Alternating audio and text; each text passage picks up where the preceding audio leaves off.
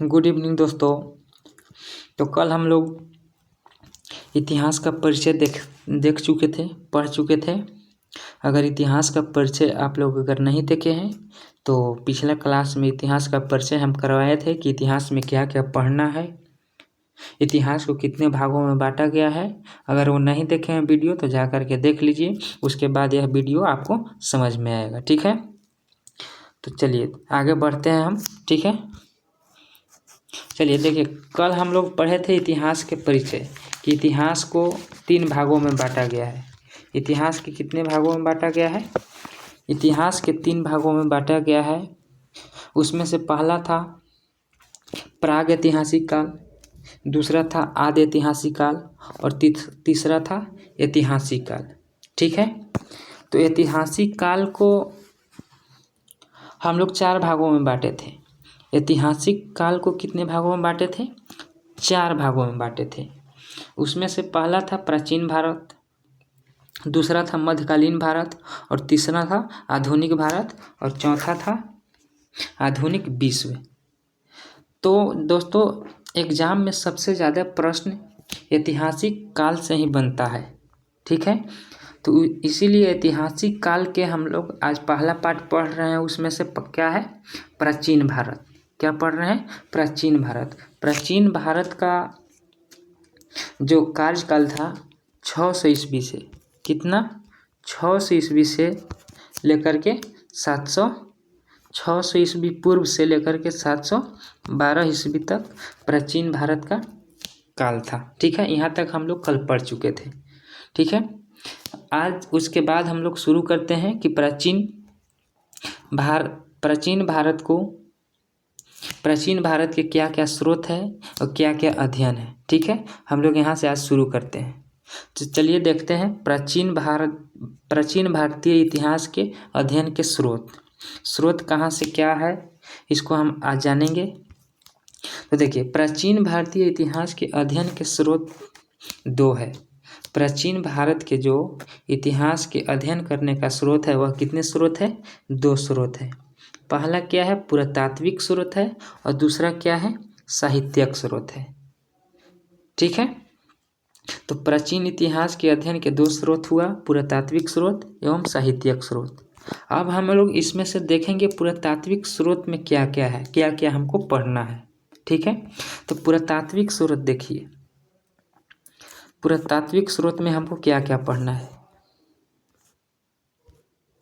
तो पुरातात्विक स्रोत में हमको पढ़ना है सिक्के के बारे में पढ़ना है, अभिलेख के बारे में पढ़ना है, स्मारक एवं भवन के बारे में पढ़ना है, मूर्तियाँ के बारे में पढ़ना है, मूर्ति पूजा मूर्ति कला के बारे में पढ़ना है और उसके बाद चित्रकला के बारे में पढ़ना है और उसके बाद क्या का पुरातात्विक स्रोत के मुहरे है, इसके बारे में हमको पढ़ना है। तो जान गए कि पुरातात्विक स्रोत के बारे में किसको किसको पढ़ना है? सिक्का, अभिलेख, स्मारक एवं भवन, मूर्तियाँ, चित्रकला एवं मुहरे हमको पढ़ना है पुरातात्विक स्रोत में। पुरातात्विक स्रोत के बारे में हमको इतना ही पढ़ना है और बाकी जो भी विशेष पढ़ना है हमको साहित्यिक स्रोत से पढ़ना है। तो साहित्यिक स्रोत को हम लोग 2 भागों में बांट के पढ़ेंगे। ठीक है, पहला पढ़ेंगे भारतीय साहित्य। क्या पढ़ेंगे? साहित्यिक स्रोत को पहला भारतीय साहित्य और दूसरा जो विदेशी साहित्य यानी विदेशी यात्रियों के विवरण के बारे में हम लोग साहित्यिक स्रोत पढ़ेंगे कि साहित्यिक विदेशी यात्रियों के साहित्यिक स्रोत क्या क्या है, क्या क्या पढ़ना है। ठीक है, तो चलिए पहला देखते हैं हम भारतीय साहित्यिक स्रोत में हमको क्या क्या पढ़ना है। ठीक है, तो देखिए यहाँ पर एक बार दिखा देते हैं भारतीय साहित्यिक स्रोत में हमको क्या क्या पढ़ना है। तो भारतीय साहित्यिक स्रोत में हमको पढ़ना है, पहला पढ़ना है धार्मिक साहित्य, उसके बाद धर्मनिरपेक्ष साहित्य और उसके बाद संगम साहित्य पढ़ना है। ठीक है, तो संगम साहित्य, धर्मनिरपेक्ष साहित्य और धार्मिक साहित्य। तो इसमें अब हम लोग देखेंगे धार्मिक साहित्य के बारे में कि क्या क्या है। ठीक है, तो धार्मिक साहित्य को भी हम लोग 3 भागों में बांट करके पढ़ेंगे। कितने भागों में? धार्मिक साहित्य को हम लोग 3 भागों में बांट करके पढ़ेंगे। पहला क्या है? पहला है ब्राह्मण साहित्य। क्या है? पहला है ब्राह्मण साहित्य, दूसरा है बौद्ध साहित्य और तीसरा क्या है? जैन साहित्य। धार्मिक साहित्य को कितने भागों में बांटें? 3 ब्राह्मण साहित्य, बौद्ध साहित्य एवं जैन साहित्य। समझ गए। अब देखिए, अब इसमें ब्राह्मण साहित्य को हम लोग अनेक भागों में बांट करके पढ़ते हैं। ठीक है, तो ब्राह्मण साहित्य के हम लोग कितने भागों में बांट करके पढ़ते हैं, यहाँ से देखिए। तो ब्राह्मण साहित्य को हम लोग देखिए, ब्राह्मण साहित्य को हम लोग पढ़ते हैं क्या क्या भाग में बांट के। पहला पढ़ते हैं, क्या पढ़ना है आपको, पहला पढ़ना है वेद, दूसरा क्या पढ़ना है ब्राह्मण ग्रंथ, तीसरा क्या पढ़ना है आरण्यक, उसके बाद चौथा क्या है उपनिषद, उसके बाद वेदांग, फिर उसके बाद उपवेद, फिर उसके बाद षट दर्शन, उसके बाद महाकाल, उसके बाद पुराण, उसके बाद स्मृति के बारे में हमको पढ़ना है ब्राह्मण ग्रंथ के में। ठीक है, तो चलिए हम लोग वेद देखते हैं। वेद में हमको क्या क्या पढ़ना है, तो चलिए पहला क्या है वेद। तो वेद कितने प्रकार के होते हैं, वेद 4 प्रकार के होते हैं। वेद कितने हैं, तो वेद 4 प्रकार के होते हैं, वेद 4 हैं। वेद का अर्थ क्या होता है, तो वेद के अर्थ होता है ज्ञान। वेद का अर्थ क्या होता है, ज्ञान होता है। वेद का अर्थ ज्ञान होता है। अब वेद के संकलनकर्ता को क्या कहते हैं, तो वेद के संकलनकर्ता को वेद व्यास कहा जाता है। वेद के संकलनकर्ता को वेद व्यास कहा जाता है। ठीक है, और चारों वेदों को मिला करके संहिता कहा गया है। चारों वेदों को मिला करके क्या कहा गया है, संहिता कहा गया है। और सबसे पुराना वेद क्या है, हमारा ऋग्वेद है। चारों वेदों में से सबसे पुराना वेद कौन सा है, ऋग्वेद है। ठीक है, तो ऋग्वेद में 10 मंडल है, 1028 सूक्त है एवं 10,580 क्या है ऋचाएँ हैं। किस में, ऋग्वेद में। इसको बारी बारी से हम लोग विशेष से पढ़ेंगे आगे जब वेद आएगा तो। अभी इतने जानिए कि ब्राह्मण ग्रंथ में हमको वेद पढ़ना है, तो वेद 4 है। वेद का अर्थ ज्ञान होता है। सबसे पुराना वेद ऋग्वेद है। वेद के संकलनकर्ता को वेद व्यास कहा गया है। चारों वेदों को मिला करके संहिता कहा गया है। ठीक है, समझ गए। देखिए पहला है क्या, ऋग्वेद। पहला है ऋग्वेद। ऋग्वेद के उद्गाता को यानी ऋग्वेद को पढ़ने वाले को क्या कहा गया है, हरित कहा गया है। और दूसरा है यजुर्वेद। यजुर्वेद को पढ़ने वालों को क्या कहा गया है, अध्वर्यु कहा गया है। यजुर्वेद को पढ़ने वाले को क्या कहा गया, अध्वर्यु कहा गया है। और तीसरा है सामवेद। सामवेद को पढ़ने वालों को क्या कहा गया है, तो उद्गाता कहा गया है। सामवेद के पढ़ने वाले को उद्गाता कहा गया है। अथर्ववेद। अथर्ववेद को पढ़ने वाले को क्या कहा गया है, ब्राह्मण कहा गया है या ऋतिज्व कहा गया है। अथर्ववेद को पढ़ने वाले को क्या कहा गया है, ब्राह्मण या ऋतिज्व कहते हैं। तो वेद हमको क्लियर हो गया। ठीक है, अब है ब्राह्मण ग्रंथ। दूसरा क्या है, ब्राह्मण ग्रंथ। तो ब्राह्मण ग्रंथ कितने हैं, ब्राह्मण ग्रंथ भी आपका 4 प्रकार के होते हैं। उसमें से 3 मुख्य है, दिया हुआ है यहाँ। ब्राह्मण ग्रंथ 4 प्रकार के होते हैं। पहला होता है ऐतरेय, दूसरा होता है शतपथ, तीसरा होता है साम और चौथा होता है गोपथ। चौथा क्या होता है, गोपथ होता है। शाम को ही हम लोग क्या कहते हैं, कौशितकी कहते हैं। तो ब्राह्मण 4 होते हैं, ऐतरेय होता है, शतपथ होता है, साम होता है और गोपथ होता है। अब तीसरा क्या है, आरणायक। तीसरा क्या है, आरणायक। आरणायक कितने प्रकार के होते हैं, तो आरणायक 7 प्रकार के होते हैं। उसमें से कुछ महत्वपूर्ण दिया हुआ है इसमें, सब इसमें नहीं लिखा गया है। कुछ मुख्य जो है उसमें बातें लिखा गया है। तो आरणायक 7 होते हैं। इसमें पहला क्या है, तैत्तिरीय आरणायक, दूसरा है मैत्रायणी आरणायक और तीसरा क्या है, ऐतरेय आरणायक। ठीक है, इसमें चौथा क्या है, उपनिषद के बारे में दिया गया है। तो उपनिषद कितने हैं, तो अभी हम लोग पढ़ें कि उपनिषद कितने हैं। तो उपनिषद आपको 108 है। उपनिषद कितने हैं, 108 है। यहाँ लिख देते हैं हम। आरणायक 7 है, ब्राह्मण ग्रंथ 4 है और ऋग्वेद भी 4 है। तो उपनिषद कितने हैं, उपनिषद 108 है। उसमें से कुछ उपनिषद यहाँ दिया हुआ है, छांदोग्य उपनिषद, कठोपनिषद एवं बृहदारण्यक उपनिषद के बारे में दिया गया है। ठीक है, अब है वेदांग। वेदांग कितने हैं, तो वेदांग 6 है। वेदांग कितने प्रकार के होते हैं? वेदांग 6 प्रकार के होते हैं। उसमें से पहला दिया हुआ है शिक्षा, दूसरा है कल्प, तीसरा है व्याकरण, चौथा है निरुक्त, पांचवा है छंद और छठा है ज्योतिष। तो वेदांग कितने होते हैं? 6 होते हैं। अब है उपवेद। उपवेद कितने होते हैं? तो उपवेद आपका 4 होते हैं। उपवेद 4 होते हैं। उसमें पहला क्या है? आयुर्वेद, दूसरा है धनुर्वेद, तीसरा है गंधर्ववेद, चौथा है शिल्पवेद। ठीक है। अब आगे है षड दर्शन। षड दर्शन कितने प्रकार के होते हैं? तो षड दर्शन भी आपको 6 प्रकार के होते हैं। षड दर्शन कितने हैं? तो षड दर्शन 6 है। षड दर्शन 6 में पहला क्या है? पहला है शाक्य दर्शन, दूसरा है योग दर्शन, तीसरा है न्याय दर्शन, चौथा है वैशेषिक दर्शन और पांचवा है पूर्व मीमांसा दर्शन एवं छठा क्या है? उत्तर मीमांसा दर्शन। टेंशन नहीं लेंगे, इसको हम लोग बारी बारी से पढ़ेंगे आगे चल करके। अभी हम लोग ब्राह्मण ग्रंथ के बारे में हम लोग जान रहे हैं कि हमको उसमें क्या क्या पढ़ना है। तीसरा आगे क्या है? महाकाव्य। महाकाव्य कितने हैं? महाकाव्य मुख्य रूप से 2 है, लेकिन संस्कृत में महाकाव्य 5 है। संस्कृत में महाकाव्य कितने हैं? 5। लेकिन मुख्य रूप से महाकाव्य कितने हैं? 2 है, रामायण एवं महाभारत। ठीक है। पुराण कितने हैं? पुराण 6 होते हैं। सॉरी, पुराण 18 होते हैं। पुराण कितने हैं? तो पुराण 18 हैं। उसमें से कुछ पुराण इसमें दिया गया है। तो सबसे पुराना पुराण क्या है?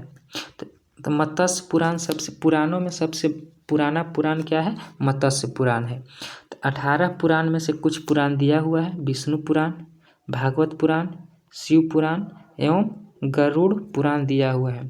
अगर पूछेगा प्रश्न कि सबसे पुराना पुराण क्या है, तो मत्स्य पुराण आपको बताना है। और एक आगे है, इसमें स्मृति के बारे में दिया हुआ है। स्मृति भी हमको 18 है। स्मृति की कितने हैं? स्मृति भी 18 है। उस 18 स्मृति में से कुछ यहाँ दिया हुआ है। मनु स्मृति, नारद स्मृति एवं ज्ञान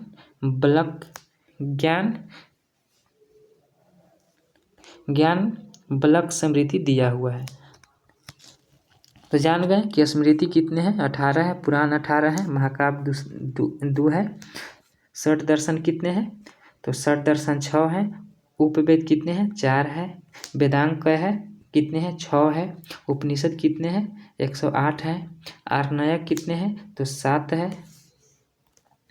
और ब्राह्मण ग्रंथ कितने हैं? तो ब्राह्मण ग्रंथ 4 है और वेद कितने हैं? 4 है। यहाँ तक हम लोग जान गए।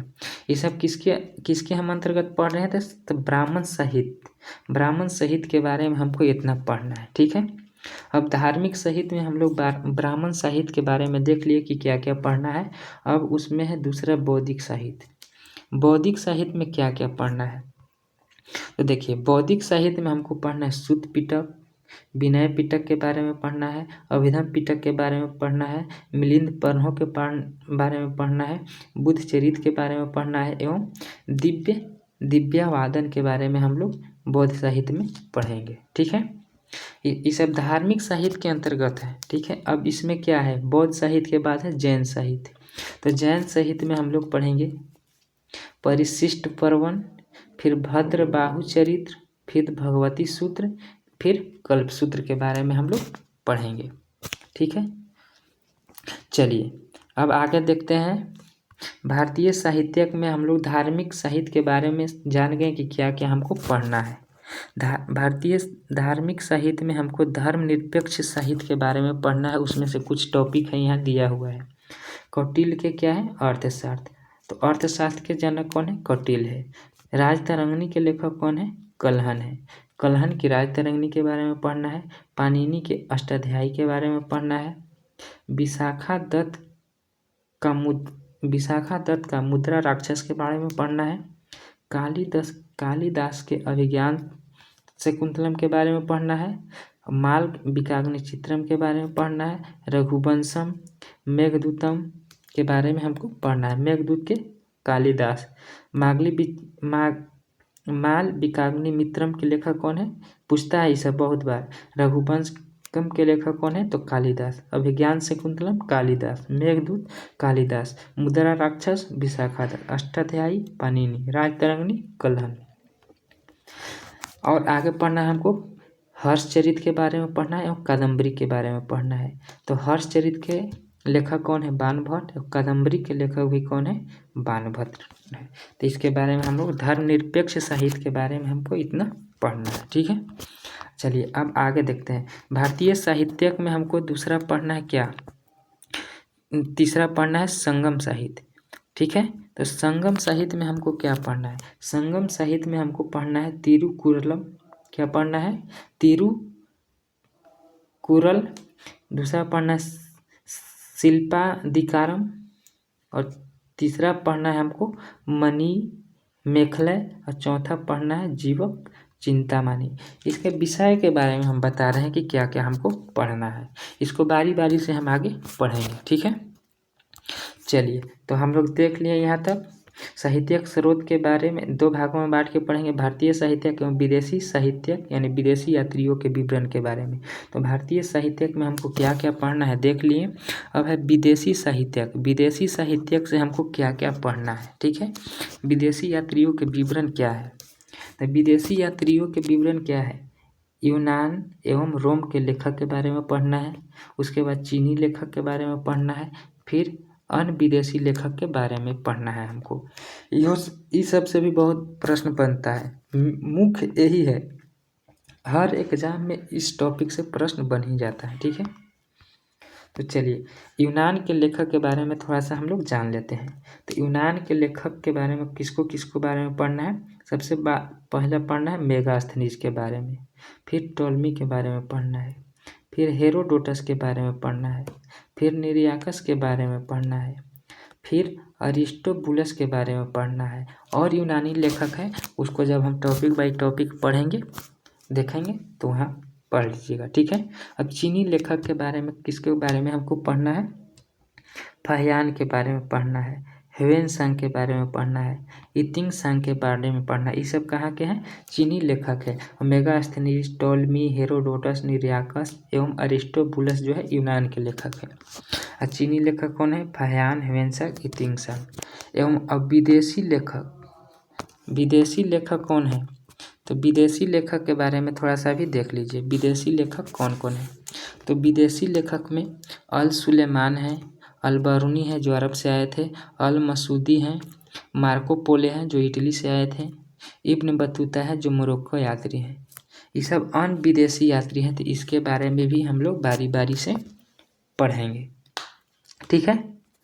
तो प्राचीन भारतीय इतिहास में क्या क्या पढ़ना है देख लिए आप लोग पूरी तरह से। अगर स्क्रीनशॉट लेना चाहते हैं तो ले लीजिए आप, ठीक है। चलिए आशा करते हैं कि आप स्क्रीनशॉट ले लिए होंगे, वीडियो भी देख लिए होंगे, ठीक है। तो यहीं पर इस सेशन को समाप्त करते हैं। अगला हम इतिहास के जो प्रागैतिहासिक काल से पढ़ रहे हैं इसमें हम लोग क्या पहला देखें प्राचीन भारत देखें। तो इसमें हम पहला चैप्टर क्या है उसके बारे में हम अगला दिन पढ़ेंगे, ठीक है। तो अगर वीडियो अच्छा लगा होगा तो चैनल को सब्सक्राइब करके जुड़ जाइएगा, ठीक है। और लाइक कर दीजिएगा, ठीक है। Thank you so much.